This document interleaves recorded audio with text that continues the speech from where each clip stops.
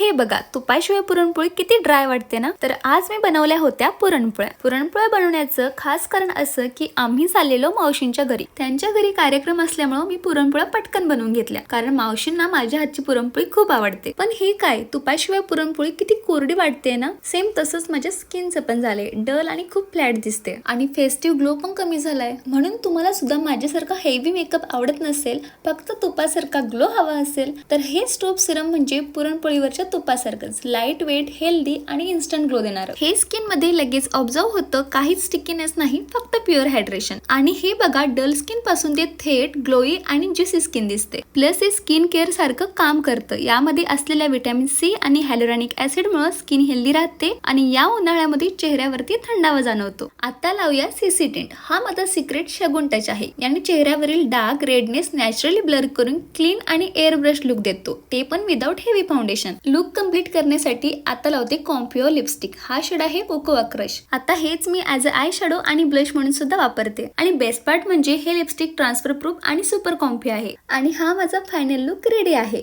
आता ही बघा, तुपात माखलेली पुरणपोळी आणि हा माझा ग्लो परफेक्टली मॅच झालेत ना.